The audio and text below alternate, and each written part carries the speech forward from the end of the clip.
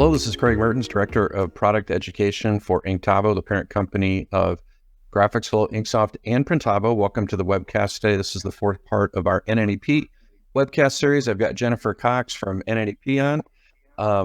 How long have we known each other now? Quite a few years. Oh, 25 plus? Yeah, probably. And I probably learned more about embroidery from her and her organization than probably any other source. And just quick plug for NNEP. If you're not an NNEP member, I would strongly advocate for that. It's actually just an incredible resource of information for embroiderers, people in the apparel decoration business. And I sent a client last week over to you. She was in the middle of nowhere and needed an embroidery check. They had a leak in her roof and they needed an embroidery tech to come out and fix their Tajima embroidery machine. And the first person I thought of was Jennifer, because I knew she would be able to point her in the right direction.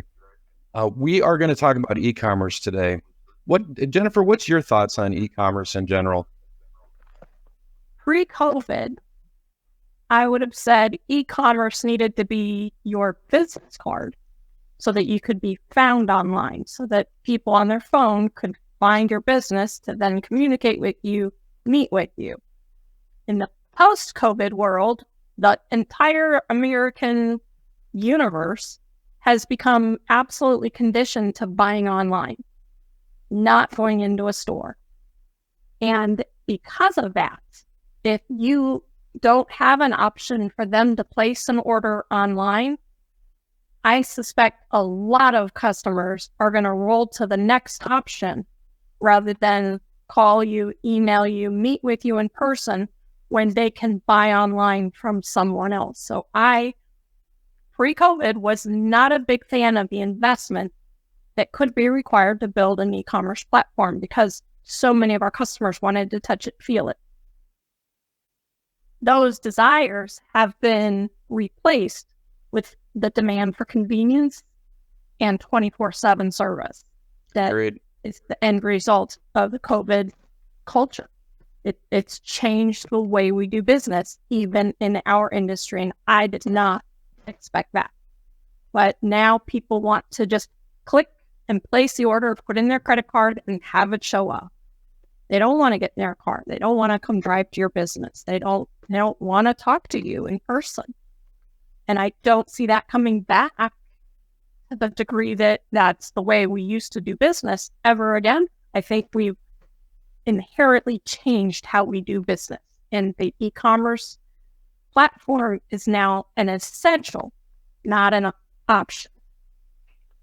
100% agreement there. And, I think one of the things that occurs to me is, a lot of times, I think pre-COVID, a lot of times people would start looking at e-commerce and thinking they were going to have a store for their business. People were going to find them online somehow, and they were going to just, sit here and kind of rake it in because people were finding their website and, placing orders with them. That's really not the direction, I recommend customers to go. I still feel like an e-commerce capability is a great business card, and it is certainly going to have a good. It really comes down to controlling your clients through an online buying experience with a store. And so instead of with an event sending out a paper order form and having people fill out paper order forms and scribble credit cards, now you can just set up a little web store for them. They can promote it through their social media, and maybe Instagram, you even print out a little card with a QR code directing folks to go to that landing page. All the orders come in, you run that, e-store for, a couple weeks, close the store, collate all the orders, do all the production, ship. It's really, honestly, it's not that different than the way you did business before, but the quantum shift is that the orders are actually being placed online. Or, having a brick and mortar and having a physical location, that's still, I feel like that's still an advantage. There are certain people that are still going to want to come in and shoot the breeze and, pick up samples. And there's folks that's going to continue to be their buyer preference. But I can tell you what, that's not younger buyers. And younger buyers, the less they have to communicate with you, probably the better. And I look at the purchasing habits of my 30-year-old and 27-year-old daughters, and, they don't really ever go into a store to talk to anyone. They buy everything online. So we're trying to really do here is get people thinking about, hey, this is kind of scary. We know there's been this quantum shift in consumer habits since, COVID. and we don't really know what to do and what the best path forward is. And that's why I wanted to teach this class, right? Jennifer is kind of show you the path forward and some ideas, and take some of the mystery out of it, and which is what we're going to do here today. So I'm going to go through just kind of a brief kind of presentation I put together for the class. We like to call these slide decks now. Used to be a slideshow, but now it's a deck. So this is what we're going to talk about today in class. Having an effective e-commerce strategy is critical in the current marketplace. Many of today's consumers initiate their purchasing process online. The key to an effective e-commerce strategy is making it easy for your customers to find you and purchase from you. Notice that, making it easy. Brick and mortar and word of mouth are no longer as effective as they once were. Setting up e-commerce can be burdensome and confusing, and the purpose of this class is to demystify the process of getting set up with e-commerce and provide you with best practices for being successful. And that's what we're going to do here today. So the first thing I want to talk about is, why is e-commerce important? And we talked about this a little bit during the intro. The pandemic required people to purchase online. People that normally hadn't been online consumers all of a sudden got accustomed to doing it, and they decided they preferred it in a lot of situations. And the other thing that's a key thing to remember is, whether the client is purchasing their end product online, their product selection process starts online. And if you think about, purchasing or leasing a vehicle, where do you start to research the vehicle that you're interested in? You're probably going to go to kbb.com or edmunds.com or Car and Driver and start reading some of the reviews. And that's how you're going to narrow. And that's how you're going to narrow down your choices. And again, younger buyers are going to prefer to buy online versus a brick and mortar experience. My youngest daughter got married about a year and a half ago. And when they went through the process of purchasing their ring, they did go into a local jewelry store in Portland, and they talked to the jeweler there, and they didn't really connect with any of the ring styles that were in the store. And the owner said, hey, just go online and get me a photo of something you like, and we can make just about anything. And so that's what she did, and she found a supplier that she liked, and she bought directly from them. The local jewelry store never had an opportunity to purchase, get their business, because they just found exactly what they wanted online. And social media is driving product and vendor selection, especially with younger buyers. They're finding out about options for purchasing decorated apparel, gift items, embroidered items through social media. And then they just do a hashtag for embroidery, Portland, Oregon, and find the local companies there. And they're going to look at their Instagram pages, and they're going to find one that looks very trendy and cool. And that might be who they select as their vendor. They're going to go to their website, and maybe that's how they're going to initiate their purchase. So, giving your customers a hassle-free online experience. If you can't do that, they have a lot of options, and they can certainly go elsewhere.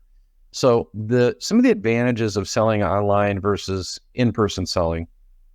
So number one, you can quickly go to market with a new product or a graphic. So for instance, if you're involved in the sports world and your local team wins state championship, or they're about to win the state championship, could go either way. You could pop up a quick little web store, populate it with graphics. Don't publish it until the team wins, and then literally, a minute after the conclusion of the game, publish the store, send out an email, post to social media, and your business. And this is what our customers do. Our clients that are in that space, that is exactly what they do. And also, you're able to reach a wider audience outside of your local market. A lot of times I'll ask my clients, I'll say, hey, what's your kind of your sphere of influence? What's your, quote, territory for your business? And it's a very telling, telling answer for me. I learn a lot about the customer by asking that question, because a lot of times people will say, hey, well, yeah, we just kind of do business within, like a little 10-mile radius of our community. Or they'll say, we kind of, in the suburb, maybe we work in Portland, we do Portland in the suburbs. And then I'll talk to other clients, and they're like, we're national. We do business all over the country, coast to coast, because we have a virtual business. We have an online store, and we're setting up stores for clients. A lot of times that's in a specific vertical market that they just, either fell into or they targeted. So it might be something like, the scouting world, or, the religious community, and people talk and they connect and they ask each other, who's a good vendor for getting my camp shirts, right? So I love when I hear that from a customer, when they said, I don't really have a territory. I'm doing business wherever I can. Jennifer, what are your thoughts on that? Oh, you got your mic muted. Don't worry about it. I'll we'll do this. I'll ask that question at the end. So also, you're collecting valuable information on consumer habits, and you're able to target specific buyers. So when you're when you're doing online selling, you're collecting all the statistics. You know what products are selling. Hey, wow, this style of t-shirt selling better. Wow, there's really zipper hoodies are doing way better than a traditional pullover hoodie. Wow, we've really seen a shift into these performance t-shirts versus 100% cotton. You can see what kind of graphics are moving. You can collect all of the data on the products and consumer habits, and then you can utilize that data to dial in your marketing. And if you have one thing that's working for one school or one organization, you can do a little R&D, rip off and duplicate, and take that exact same concept to a similar business, because you've learned and gathered all the consumer data from the first business that you can port over to the other business. And you can use that as a case study and say, hey, listen, we had a similar company that was doing, substantially the same kind of business that you guys are in, but this is what we did, and this is what we found out. This was very successful. The other thing you can do is you can reach some of the underserved markets. So if you're relying on brick and mortar and word of mouth, markets aren't always going to find you. And one of the things that I find to be really interesting is clients, they carve out these little niches. It's always one of these situations where they'll say, don't tell anybody about this niche that I'm doing. It's never something you haven't heard of already, but they just found this little niche of selling merch into a specific group or organization. Maybe it's into the pet spas, or maybe it's the competitive dart tournaments. These are real examples the customers have given me. But they find these little niches, and using web stores, it's easy enough to create like a stock template for that web store for that niche, and use that as a marketing piece to, reach out with an email campaign and say, hey, this is kind of thing that we do. Here's some other, stores that we've set up for people in kind of similar settings to yours. This is what we can do for you. And also that becomes your showroom, because they can see examples of your products with graphics and the styles and things that you're doing as well. But I think one of the biggest advantages of selling online versus in person is you control the customer's buying experience, and then you're expediting the purchasing process. Everything is moving in the direction of getting the deal processed, closed, paid. We don't have all that tracking down. We don't have all those return phone calls or not return phone calls, email back and forth, trying to track somebody down because they're on vacation, or there's a buyer turnover and all of a sudden there's a new person involved. When we're doing online, once we have it set up, it pretty much just runs itself. And so we're controlling that whole experience through the store, and then just expediting the process all the way to the point of purchasing and payment. And that's, to me, one of the biggest advantages of selling online. Is it's a great way to get customers to pay you up front, because that's how it works with online selling, right? You pick out your product and you put a credit card in and you buy, and all of a sudden you're not having to grant terms to people. Another important, actually, on that same thought, if you're dealing with schools, a lot of times you're waiting around you got to get a PO issued, and then, you ship product, and you got to wait around to get paid. If you're setting up an e-commerce store for a school and you're doing a revenue share program where you're collecting the money, then you're writing them a check. And so you get to bypass the whole PO process, and you get to bypass the process of waiting 60, 90 for a net 30 order to get paid from the school. And if you've done work with schools, they rarely pay anywhere near on time. And I always, remember when we had our printing business, waiting for college bookstores to cut checks. A lot of times we had to have a collections department because they're having to call. We're always going to get paid, but we just had to have somebody calling all the time, nudging them and saying, hey, listen, what are you guys going to cut the check for? Invoice number, blah, blah, blah. It's always a persistent problem, and anybody that's been in this industry for any period of time has had to experience that. So there's basically two types of e-commerce experience. One is a web page with an online order form, and honestly, it's a great way to get started. Our sister company, Printavo, has a basic, there's actually a screen capture there, has a basic platform where if you create a quote, you can simply take that quote and publish it to an online store. And it creates a simple little order form for the client to go in and select sizes, look at the graphic, put in their quantities, place an order, you get paid. Really super simple. It's not a full service experience. It's just a simple way to get paid. And I would say, when you're first getting started in e-commerce, that's not a bad way to go. It's actually, I think, a pretty great kind of foothold into the industry. It's just a simple online order form type of a setup just to kind of get rolling with e-commerce. And, one of the things about, this online order form, again, it's paperless. So you're getting rid of that capacity for human error. I remember all the fundraising things that I was involved in with my kids through scouting and dance and cheerleading and all the other things, and music and orchestra and all the things that my soccer, softball, all the things that I was involved with, and having kids running around with paper order forms with adults scribbling credit card numbers in, not a great situation. And I don't know how it works with Girl Scout cookies nowadays, but I bet you they have an app. So maybe they're just have an app for Girl Scouts, and somebody knows the answer to that. Let me know, because it seemed crazy that they wouldn't have an app. So, but most importantly, you're collecting payment up front, and you're conditioning your customers to pay you up front, so you don't have to go down that battle. Once you've conditioned a client that, hey, this is just how we pay, you pay me up front, then, you're not having to deal with receivables if you're disciplined about that. Because customers are always going to take payment terms if you let them, right? So then there's a dedicated online store. A dedicated online store is a formatted website. It has things like information about the organization. It has testimonials. It might have fundraising banners. It might have a fundraising countdown. It's a full web experience. And that's the direction that most companies eventually will go in, because when you go and show a customer an online order form, you're like, oh, okay, that's neat. When you show them a whole website for their organization where they maybe have sub pages,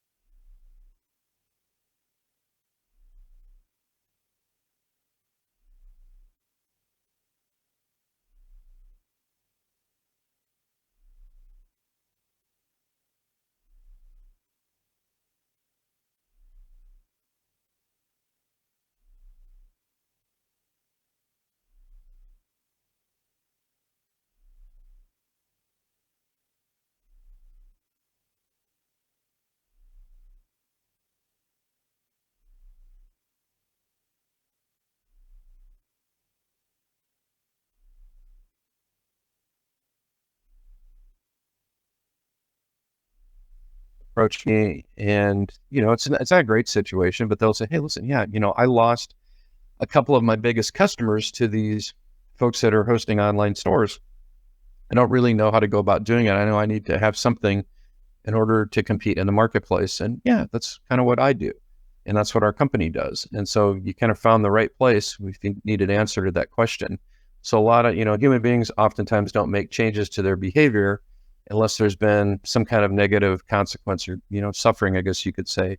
And so if you've lost a couple of big customers to e-commerce, it's a pretty good motivator for you to go, yeah, maybe I should look into this.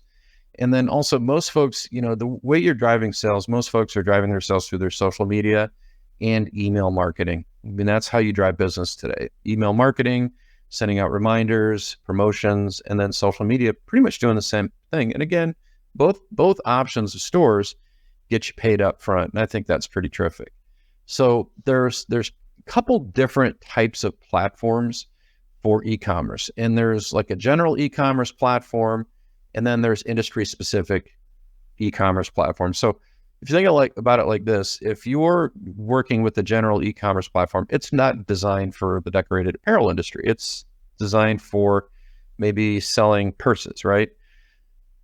It doesn't have all the nuance of complex pricing models for the different imprint types, multiple location imprints, being able to generate price quotes from a pricing grid with price breaks, and all the variables that go along with quoting a decorated apparel product feeds, the ability to have a product feed that is linked to Sanmar or SNS or Alpha Broder that has real-time inventory or real-time pricing, has all the product photography, has their logos, has their size charts, has all the color availability and size availability, actually being able to have that feed. When you're working with a generic company like Shopify or BigCommerce or Square and GoDaddy, they don't have that connectivity to the industry suppliers. One of the things that's attractive about the general e-commerce platforms, it's pretty inexpensive to get involved. So for instance, if you were just getting a basic Shopify store set up, you can do a basic Shopify store for $50 a month. But maybe you want to do dedicated domains, meaning you want central boosters /store, right? You want a dedicated domain for that group. Guess what? You got to get another Shopify account. That's another $50 because every domain is a separate cost with Shopify. It's actually a separate, you can't have one account with multiple domains. There's a separate cost for each one of those. So, it oftentimes looks attractive to go with the general e-commerce platforms to get started. But once you start scaling and doing multiple stores, we had a customer recently, they had just gone over 100 stores. A basic like InkSoft plan, our sister company, includes up to 100 stores, but they had to upgrade to the unlimited plan because they went over 100 stores. Wow, what a great experience. And so when you're paying a set fee with unlimited stores or a big number of stores, it's not necessarily penalized. So, but there's a lower cost of entry. When you're doing the generic e-commerce platforms, is absolutely a lower cost of entry. We talked about like some of the specialized apparel decoration type situations, but that pay per store business model, it's really problematic when you're trying to operate on a professional level. And let me give you an example. Let's say you do a Shopify store and you have a main store and then you have sub stores that are different pages within that store. Everybody can see everybody else's business. So, if they log into the main Shopify store or they it's not hard to backtrack through the domain to find the main store. Everybody can see everybody else's stores. And so that's not I don't think that's particularly professional. And one of the things that a lot of your customers are going to want to do is they're going to want to have the store embedded into their website. And that's some of the types of things that you can do with the dedicated industry specific e-commerce platforms. So, if you look at the kind of the big names in our world, a dedicated e-commerce, like most people have heard of, InkSoft and Printavo, Deco Network. Order My Gear is another very popular company. There's another company called Chipley.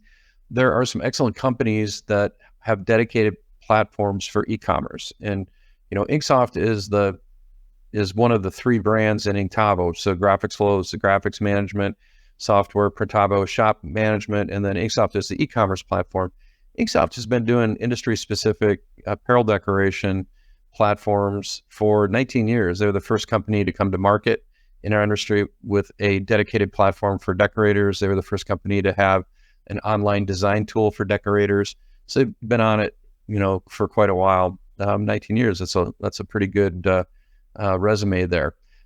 But there's going to be a higher cost of entry. These industry-specific platforms, you're getting more, and it's tailored to what we're doing. So it is going to be a higher cost of entry.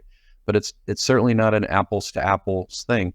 So the industry-specific e-commerce platforms are going to be able to do things like have personalization fields. So if you're doing hockey jerseys or nursing uniforms or scrubs, and people need to put in their name, and they need to put in a number and a name for jerseys, it's going to be able to accommodate that, accommodate all the nuances of the various decoration methods, whether it's embroidery or screen printing or heat transfer or vinyl graphics, being able to handle the nuances of pricing out for those particular processes, complex pricing models, being able to put in a price grid that says, hey, from this amount to this amount, it's going to be this price. From this amount to this amount, it's going to be this price. And then we have all the add-ons for second locations and add-ons for metallic thread, all of these little variables that you need to be able to calculate to do an industry-specific store. And then also another big deal is colorways. When you're talking about graphics, which you'll see that when we build out a store,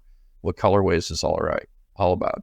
And then we talked about that supplier product feed. So I can't speak for the other platforms. I can only speak for InkSoft, but InkSoft is integrated with 25 of the biggest suppliers of wholesale blanks in our industry. So people like Augusta, Alpha Broder, SNS, Sanmar, and there is a live feed that's being populated into the platform that has all the different colors, has all the different styles, has the current pricing, has the color charts, has the sizing, what sizes are offered in that product. When there's a new product offered by Sanmar, that's populated the next day into the InkSoft platform. And I believe many of the other platforms have a similar capability. So having that supplier feed is a big deal when you talk about building stores, especially when you're talking about mock-ups and virtual samples, which we'll get to in a little bit. And then also, these platforms are all built to be scalable. So being able to add multiple stores with their own unique domain names. I don't believe Order My Gear doesn't have, every Order My Gear store, I believe, it's like / Order My Gear / the name of the store. With InkSoft and Deco Network, it's a little bit different because they can actually just forward to an actual domain. So the company is centralboosters.com, and they could forward to centralboosters.com / stores. So it's a little bit different. But the ability to have unique domains for stores is something that you'll see in many of the industry-specific e-commerce platforms. But the biggest thing is being able to process artwork. And speaking specifically of InkSoft, Printavo, and Deco Network, all three of those platforms have the ability to process specific graphics formats. So for instance, in InkSoft, when you upload a DST file, it looks at the file, it'll show you all the different colorways, like, your stops in the file. So if you have, 5 stops in the file, you can assign the thread colors and get a real 2D preview with those accurate thread colors right in the application. The same thing that you would do when you're loading the DST file into your machine. So it creates that rendering, and you can set up colorways. Does the same thing if you're uploading a PDF file or an SVG file. It looks at the file, parses out the colors, allows you to change colors. Same thing with a PNG file. It'll actually parse out the colors so you can change colors, or the end user can do that. You can create colorways. So colorway 1 is for lights, colorway 2 is for darks. So these are some of the things that you see in the industry specific platforms. And so as you're going along your journey and you're, trying to pick out an e-commerce vendor, some of the things that you really need to look at is, what's the company's support policy? Is that support is it happening here? Is it domestic support? Is it offshore? Can you get a hold of people? What is their policy for support over the weekend? Do you have a dedicated account manager, or is it just, hey, they take your money and, you're just emailing back and forth to try to get a hold of somebody? What is the onboarding experience all about? Are they going to have appointments with you to help you get everything set up? Are they going to have training resources? What are those available? Does the company offer online sessions? Are they doing, webinars, things of that nature? And how long have they been in business? I can answer that question for InkSoft pretty easily because the company's been in business 19 years. I'm the director of product education, so I teach the InkSoft Academy class every other Friday. We started doing that every other Friday. I teach GraphicsFlow Academy and the Fridays in between. And so you can have a live training experience. Training resources, I'm on the content development team, so we are constantly putting out new training videos and also videos that are built around, sales enablement, teaching you how to sell. We actually have a new feature, which I'll show you guys today, that I'm recording 2 videos. Video number 1 is just how the feature works. And then video number 2 is how it can benefit you and how you can position it in your business. What's the onboarding experience? With InkSoft, you're going to have a multitude of appointments where they're going to help you with your pricing logic, get all your account settings set up, get all your branding and the look and feel of your main store, show you how to build other stores. And that's not tech support. That's a whole nother team that does tech support. So those onboarding appointments are so important. And then at the end of that experience, you're going to have your own dedicated account manager. So if you run into trouble and you need help with something, you can reach out to your account manager. They can remote in on your system, do some training with you. And all of our support is done domestically out of, we're kind of spread out all over the country, but our main geographics are the Chicago area and the greater Phoenix area. But all of our support is domestic. And our support policy, as long as you have an active account, you're entitled to support. We don't charge for support. But these are definitely the questions that you absolutely need to ask as you're getting set up with e-commerce, because there's some very inexpensive e-commerce platforms out there that it's nothing more than a website. Your only interactivity with them is going to maybe be some back and forth emails. And I know for me personally as a consumer, that would drive me nuts. I need to be able to, at some point, get on the phone and talk to a live human. The webcasting technology that we're using here, GoToWebinar, one of the reasons I stay with them and I'm loyal to them is if there's some kind of technical issue, I can get somebody on the phone pretty quick. And if they don't have the answer for me, I'm talking to a higher up person that does. And if they have to get back to me, they get back to me, and I can rely on that. And that's why we've stayed with GoToMeeting, GoToWebinar for so long, is that having that human contact to be able to, troubleshoot issues. And we've got, thousands of people, registered for webinars. Being able to get a solution in a hurry is really important to us. And that's true of your e-commerce platform as well. So when you're talking about stores and you're talking about the types of stores, I think these are pretty self-evident, but I just wanted to talk about kind of the main types of stores that most of our customers are doing. First store is a team store, athletes, maybe even a school organization. You set up a store that they go and buy their merch for their school, their team, or their sport. Pretty straightforward. Some of those stores will even sell hard goods, baseball bats, things of that nature. Then you have corporate stores, where probably the best example of a corporate store is in the uniform world. They have new employees coming on board. The new employee goes to the corporate store, maybe public, maybe not. Maybe it is password protected, and they pick out their uniforms. Or employees get, coupons or, vouchers to purchase merchandise. That's one of the things that we do with InkSoft is you can upload a spreadsheet of, your employees and their emails and how much voucher money they have. And InkSoft will track all of that. It's pretty awesome. So corporate stores is the second one. Fundraising stores. Those are stores that open and then they close. And one of our customers right now is doing a huge fundraising program with a share of the revenue for merch for the Maui disaster.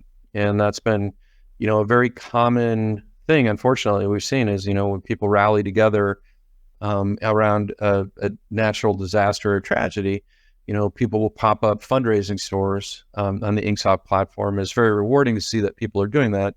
But typically fundraising stores are going to be for an event or a 10K or an organization. And those are oftentimes event-related stores, and they're temporary stores. But there's a fourth type, which is an ordering portal. And that is a store that just sits there, and the buyer, the purchasing agent, can go log in, see their past orders, see their artwork, and just place an order. It's not something that's going to be public-facing or even facing their employees. It's just a place where the customer can go in and place reorders, and we'll show you one of those so you can kind of get an idea of what one of those looks like. So when you're creating an online store, some just quick little tips. Make sure that you have a layout that's easy to navigate. I think one of the biggest mistakes that people make is having a convoluted online store, a layout that is going to be confusing for the customer to find products. And they have to be able to look at it at a glance, see the products, click on a product, place an order. Consider grouping products and pages by category. Good example of that is wearables, drinkware. We separate categories, maybe headwear, promotional products. You do want to have established branding with consistent colors, fonts, logos. That's just a level of professionalism. Super important. Store has to be mobile friendly. And we know from our own experience that roughly 80% of all transactions that were done through the InkSoft and Printavo platforms last year were done on phones and tablets. So that's where people are purchasing, on their phones and tablets, not nearly as much on their computers. And then considering your production processes and minimum order quantities. So, if you're doing embroidery, you can probably do lower minimum order quantities. But if you're doing, screen printing, you have to take that into consideration. And those are very, very important things when you set up a store that's going to be print on demand, or even a temporary store. You obviously want to make sure that you can cover your minimum order quantities. So there's certain processes that are just great for that. Direct-to-film transfers are great for that because many of the suppliers have 10-piece minimums. Direct-to-garment printing, one at a time, right? Sublimation, embroidery, you can do one-offs. So kind of selecting production process is actually really important. Vinyl graphics, it's another good one. And then you're going to have to choose your fulfillment model. Are you going to be a bulk ordering store, or are you going to be on a print on demand, or maybe a little bit of both? Because you can be a little bit of both. And one of the things I'm a huge advocate of is outsourcing your production.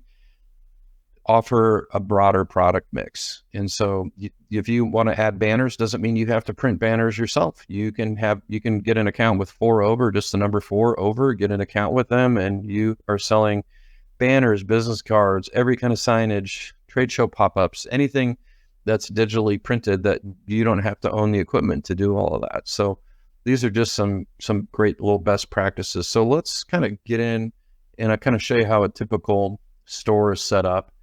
And what I'm doing right now, I'm actually in my InkSoft account, and we're releasing a new feature, and I'm going to kind of use this new feature to show you how to build out a store. It's going to be kind of fun. So I'm logged into InkSoft right now. And when I log into InkSoft, and this is true of most of the different e-commerce platforms, most of the platforms are going to have some kind of a dashboard, whether it's Square or GoDaddy or Shopify or whatever the platform is.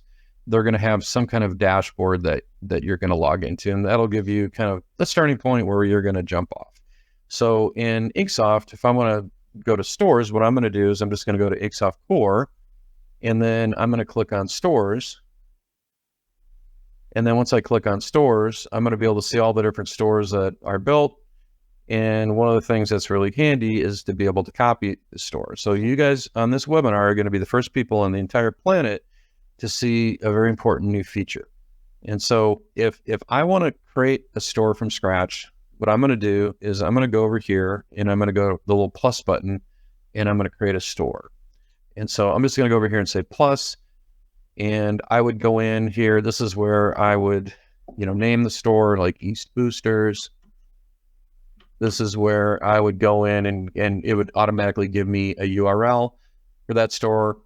I can go in at the end of the creation process and put in a custom domain. So for instance, eastboosters/stores, if I'm going to forward to the customer's landing page, we can do that. Over here are all the different steps that I can go through to set up all the different parts of the store, like the privacy settings, all the branding stuff, including colors, logos. If I want to add the InkSoft Designer to the store, production schedules, shipping methods, pickup locations, all the checkout settings, what messages they have to click through, store policies, my social media links. So all of this in domain settings, that's where you'd forward to a specific domain. This is a wizard that will take you through the whole process.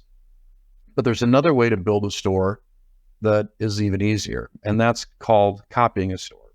And so if I have a store over here, and we'll call this store right here Central Boosters, I can copy this store, and this is a feature that we've had in InkSoft for quite some time, but now I have some new capabilities because it doesn't just say copy store now it says clone store.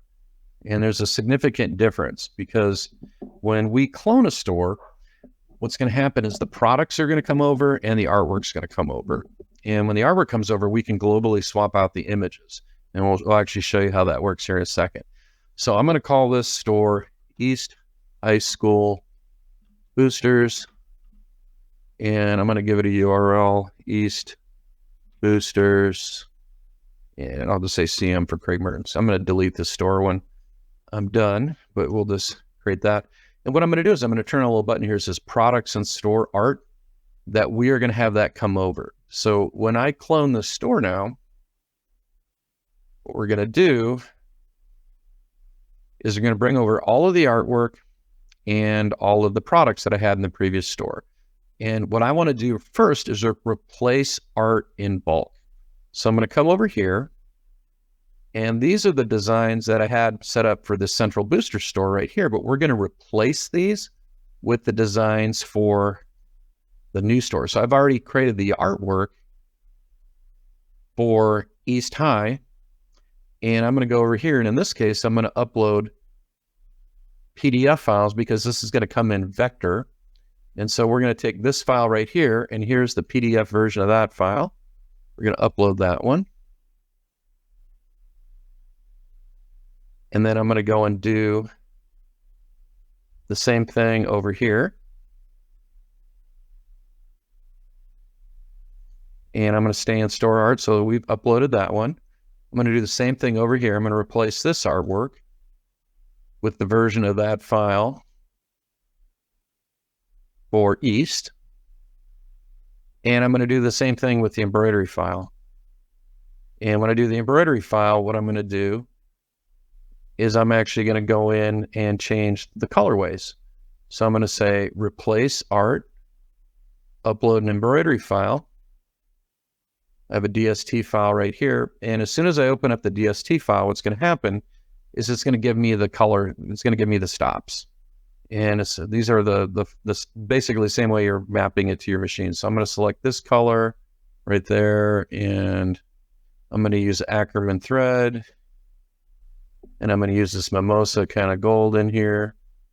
And then over here, I think everything else in here is just white. Well, no, this is the mimosa gold in here too. So we're going to do that. And then maybe for the other colors, maybe instead of having Isocord in there, maybe I'm using Madeira for my white. And so I stock super white for Madeira. And we'll get that all set up. If you've ever sent files over to embroidery machine, this will look like a very familiar process there. All right, cool. So we've got that set up. So now we've replaced the artwork, and I'm going to go to the store. So I'm going to go to the store products.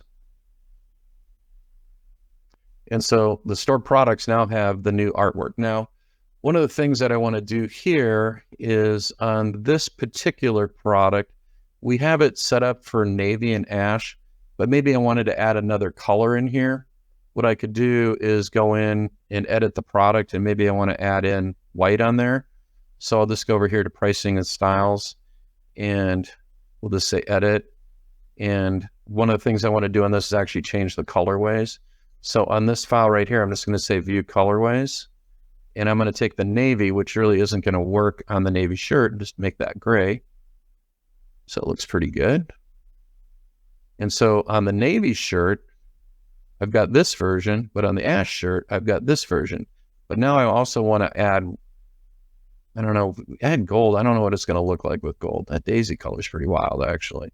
So let's add that. And I think we need to do on the colorway on that one, I think if we just take the gold and maybe make it white, I think if we just go over and go this way, I think it'll, yeah, it looks great. So now I've got 3 colors in here. So I've got this one right here, that one right there, and that version right there. Those are my colorways. And I'm going to apply changes. And I already have my pricing in here. So I've set it up for $25 for my base sizes, and my $30 for my 2X and 3X, and I set it up for $35 for my 4X and 5X. If I go over here, I can go to just like the personalization tab. We're not going to add a personalization field, but pricing and styles, there we go. There's our pricing right here. And just fixed pricing, we're not going to, if I've loaded inventory, if this was a pre-decorated product, I've loaded inventory, I could have it in force inventory. But I'm going to go ahead and save and publish that new product right there. So all we're doing is swapping out the products from the other store. That's all we're doing. And on the other ones, they're fine. Well, hold on, this one isn't fine. So I want to edit that one. I got to do a colorways for that because I think there's black in the image. Yeah, there is. So let's go and do a colorways there. And I'm just going to take the black and make that white. Should look better. Yep, there you go. Save colorway. And there it is. Right there. Apply changes. So there we go. That's how easy it is to create that. Now I've got another little bit more work that I need to do, because if I go over here to the style editor, this is where we start building this is where we want to save that. This is where we start building the aesthetics of the store.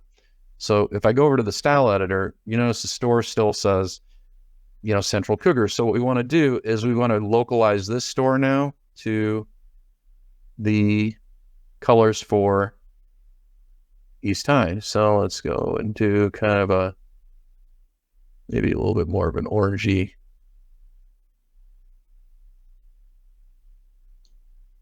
I think I'm going to come over here just a little bit more. Kind of like an athletic gold in there. It looks good. Okay, so there's that. Over here on this right here, Let's see, we'll edit that. I'm going to keep that navy. That looks good. Let's edit this, and we're going to remove this image, and I'm going to upload a store logo for East. So we're going to upload that. So there's that. Over here, I'm going to edit this color, and I'm going to make that the gold. And over here, let's see here. That looks good. Over here, I'm going to take this real quick. So all of the different parameters that I have here for this particular object, it's all right here. That's how you go and create it. So if I want to delete this testimonial right here, I can delete that testimonial, and I just upload the photo for whoever the coach is, have that in there. Or maybe I don't even want this component. I can delete that component, just get rid of it. And actually it looks pretty good. So it's a simple little store. Now, what if I want to add another product? So I'm going to save and publish this, and I'm going to add another product. So what I'm going to do is I'm going to come back here and do a couple things. Number one, we need to change that logo. So I'm going to go to my store settings, a couple things, and under branding, I'm going to replace this store logo here with this little eagle guy here. Replace this one right here. We're going to replace the store preview image with that one right there. So I'm going to go ahead and save that. One other thing I'm going to do in here is we've added an InkSoft designer into this store. So actually as the online designer. And what I'm going to do here on the designer, I'm going to pick artwork, what categories of artwork I want to offer in terms of templates and clip art. And I'm just going to take the same categories that I have in our main InkSoft demo store and add those. Got it. And over here, and do the same thing. Add everything. I could just specify just sports related, like sports and mascots designs if I wanted to, but I'm going to add everything. So we've got that going. And so we got our branding. We've got our designer functions, and let's quickly add a new product. So I'm just going to say create new product. And these are products that I curated that I sell all the time. This is like my main product library of blank products. So I went through the entire product feed and just added these products. And so if I want to go and add let's see, like a crew neck sweatshirt, maybe this one right here. If I want to add it just in gray, I'll just come over here, add it in gray, go over to this graphic. There it is right there. Maybe make it a little bit bigger. Let's say I had the product blank came in and it was just a little bit off scale. I'm not having to create product blanks in an external program like a mockup. It's generating these mockups on the fly. And so for instance, if I came in here and I wanted to add navy, same thing. Now I've added navy, and we need to use the colorway that we set up for navy right there. So that's my colorway. And so it's generating these mockups on the fly from the vector artwork. And then I'm just going to say create product. I'm going to put in a pricing. Maybe I don't want to be tied to Gildan dry blend. I could get rid of that front part of that prefix. I do want to show the navy shirt first. I'm going to put in $50 for my cost for the base sizes. I'm going to do 55 and 60 for the bigger sizes. I'm going to hit finish there. And let's see here, hit finish. So all I did is add a new product. So there's my new product there. And so I want to add that product into here to say manage products. And here it is, just add it, hit done. And there it is. Now, the other thing I could do is I could do a 2-up layout. So here, let me show you how to get rid of that. Just delete that layout, add the component back in. So I'm going to do a 2-up layout. We're going to change that color back to the gold and manage the products. And we're going to add that. What did we have? We had the t-shirt, wasn't it? The t-shirt and hoodie. Let the two I had in there. And I think those were the two that we're doing. Yeah, sure. And then watch, I'm just going to go over here, drag and drop that's up underneath the banner right there. All right, looking good. And then I've got this fundraising module I set up in here so we can change the goals around. And actually, we're actually going to raise $10,000. So we want the countdown from 10,000. And we're not going to do an amount per unit. We're going to do 20% of profit is what the customer is going to earn. And here's the 8% from each transaction goes to the East Boosters Travel Fund. There you go. And I'm going to put an end date for this. Yes, September, end of September. That's good. And so that's it. That's how easy it is to create a store. Now, in this store, one of the things that's rather interesting, in this store, we've also included the InkSoft designer. So if the customer wants to come in here and maybe they want to upload their own artwork and have their own experience, they can do that now. Maybe they just want to get a quick quote on a t-shirt, and one of the kids went on Canva and they designed something and they just wanted to get a quick quote. They can just go over here to design now and say upload image, and they could upload that artwork. And let's see right here. We'll upload this one right here, just a generic file right there, and they can get a quick little quote. Because what will happen is once we go over here and we go to the next step, the software is going to price it out. And so if I put in 6 units and that's below minimum, it's going to tell me it's below minimum. I get a price here.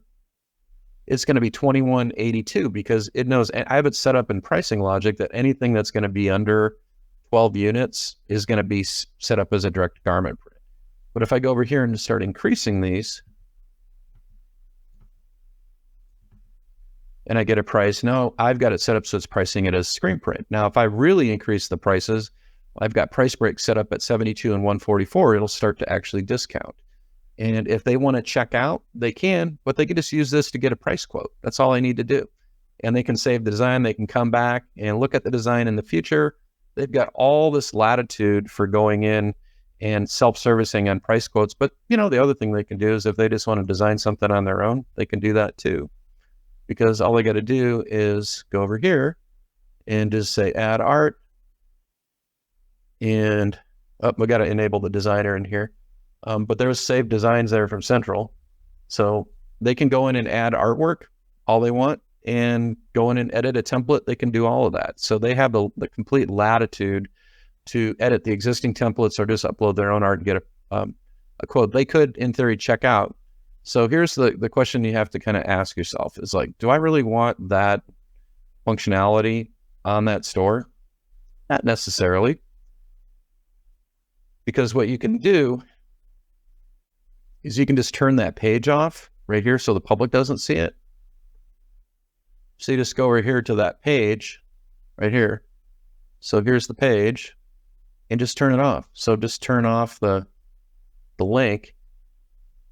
But you still have the designer, so the store admin can log into the admin account and get a quote, and none of the public ever sees this. So that's an absolutely brilliant way to get price quotes. I'll show you what that looks like. I'm going to switch over to a different account real quick here, and I'll show you kind of what one of those looks like. I'm going to log out as an administrator, like I'm the company responsible for setting up the store. And I'm going to log in as an end user now. So I'm going to be logging in as the customer from Central Boosters. I'm the customer now. So if I'm the customer now and I log in, I can go to my customer portal. So you remember that 4th type of store we were talking about? I'm going to go in and log into my customer portal. And this is where I can see any unpaid invoices I might have, my past orders. Maybe I want to go in and initiate a reorder here and put in the new sizes and quantities. I can initiate a reorder. I can also go in here if I want to and see all the artwork that's been uploaded from my account. So I can see that. I don't have access to anything other than these tiny thumbnails. So I'm not able to download these files and take them to somebody else because this is a 72 dpi 1-inch thumbnail. But here's all the designs that I saved in the designer. And so if I want to go in and on this design right here, and I just want to edit it, Public can't do this, but the person that's the booster club parent that's in charge of this store, they can go over here, take this file, change this to the lacrosse. They can come in here and change the colors. Make that red. They can go over here, add some clip art.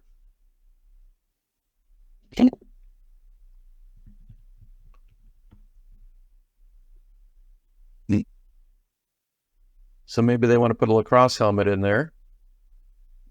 Let's see, we'll put that in there. And then they can save that file.